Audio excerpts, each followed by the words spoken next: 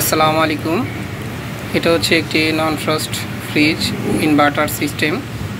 তো এটার টেম্পারেচার কিভাবে আপনারা সেটিং করবেন, অনেকে এটার প্রোগ্রামটা বুঝতে চান।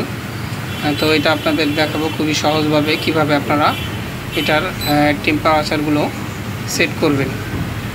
তো এখানে কয়েকটাই প্রোগ্রাম দেওয়া আছে, কোন কোন প্রোগ্রামে কি কাজ করে এটাও আপনারা সহজেই বুঝতে পারবেন।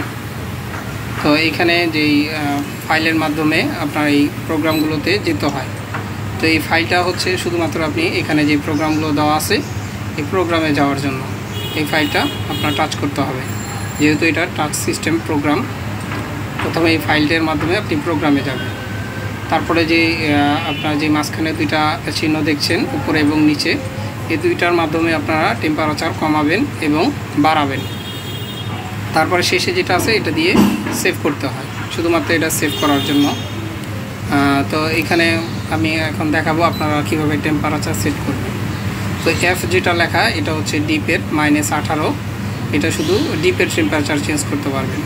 তো আমি চেঞ্জ করব -18 থেকে 19 করলে টেম্পারেচারটা বাড়বে, মানে আপনার ফ্রিজে ঠান্ডাটা ডিপে বেড়ে যাবে।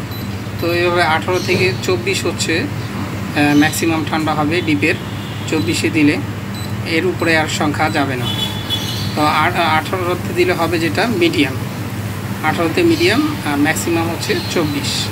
আর এটা যদি আপনি 13-তে সেট করেন, 13-তে হবে হচ্ছে মিনিমাম ঠান্ডা, মানে ডিপের মিনিমাম ঠান্ডা। যেটা অ্যাপ লেখা দেখছেন এটা হচ্ছে ফ্রিজের অংশ, মানে ডিপের অংশ। তো মিনিমাম ঠান্ডা হচ্ছে 13-তে। তো আপনারা যেটা সবসময় চালাবেন সেটা হচ্ছে 18-তে দিয়ে -18 এনে আমি সেভ করে দিলাম।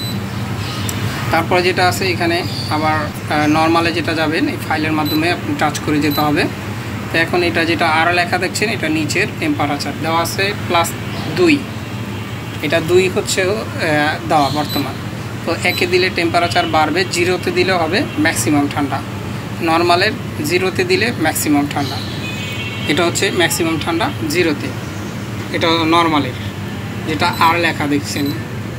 তো এটা 3-এ হবে মিডিয়াম ঠান্ডা, মিডিয়াম ঠান্ডা হচ্ছে 3-এ, 0-তে হচ্ছে ম্যাক্সিমাম। এটা 6 দিলে একেবারে মিনিমাম ঠান্ডা হবে। তো এই 6 দেওয়া হলো, আর যেটা এটা হচ্ছে মিনিমাম ঠান্ডা। তো মিনিমামে দিয়ে চালাবেন না, আপনারা সবসময় যেটা চালাবেন মিডিয়াম দিয়ে। মিডিয়ামটা হচ্ছে 3। তো 3-এ এনে আমি এখন সেভ করে দিব, সেভ বাটন দিয়ে এটা দিয়ে সেভ করে দিব, সেভ হয়ে গেল। তো এখন যেটা আছে নর্মালের এক্সট্রা কুলিং, তো আবার ফাইলের মাধ্যমে গেলে এই চিহ্নটা আসবে, আর তিনটা চিহ্ন দেখছেন ডট ডট, এই 3টা চিহ্ন আসবে। আর এই ON যেটা লেখা দেখছেন অন, এখন অন করা হলো, অন করে দিয়ে সেভ করে দিলে এখন আপনার এটা নর্মালের এক্সট্রা কুলিংটা অন হয়ে গেল। তো এটা এক্সট্রা কুলিং অন। এখন আবার অফ করতে হলে আপনি আবার ফাইলে দিয়ে মাধ্যমে এই প্রোগ্রামে এসে অফ করে দিয়ে এখন সেভ করে দিতে হবে। এখন ডট ডট আসছে, এখন অফ হয়ে গেল, আমি আবার সেভ করে দিলাম, এখন এক্সট্রা কুলটা আপনার অফ হয়ে গেছে। তো এখানে আরও একটা প্রোগ্রাম আছে এক্সট্রা ফ্রিজিং, মানে ফাস্ট ফ্রিজিং যেটা বলি, এটাও অফ আছে। তো এটাকে অন করে দিলাম, এখন আবার অন করলাম, অন করে দিয়ে এখানে সেভ করে দিলাম। তো এক্সট্রা ফ্রিজিং বা ফাস্ট ফ্রিজিং যেটা বলি, এটা ফাস্ট ফ্রিজিং অন হয়ে গেছে। তো এটা অফ করতে চাইলে আবার সেম অফ করে দিলাম, অফ করে এই যে ডট ডট চিহ্ন আসছে অফ হয়ে গেছে, এখন আবার সেভ করে দিলাম। এই ফাস্ট ফ্রিজিংটাও এখন অফ হয়ে গেল।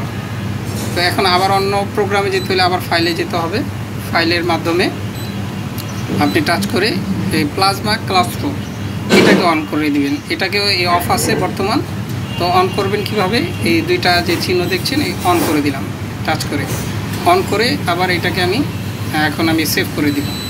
তো এখানে আপনার প্লাজমা ক্লাস্টারটা অন হয়ে গেল। প্লাজমা ক্লাস্টার হচ্ছে বাতাসটাকে ফিল্টার করার জন্য। তারপরে যেটা আছে এটাকে আবার আমি অফ করে দিব, প্লাজমা ক্লাস্টারটা অফ করে দিয়ে সেভ। এখন প্লাজমা ক্লাস্টারটা অফ হয়ে গেল। এটা আপনি সবসময় অন রাখতে পারেন, কোনো অসুবিধা নেই।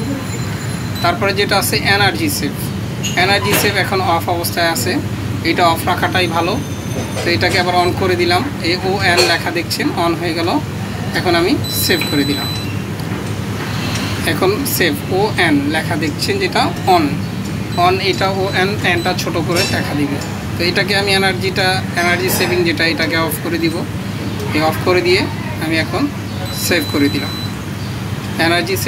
এনার্জি যেটা সেভিং এটা আমি সেভ করে দিলাম এখন।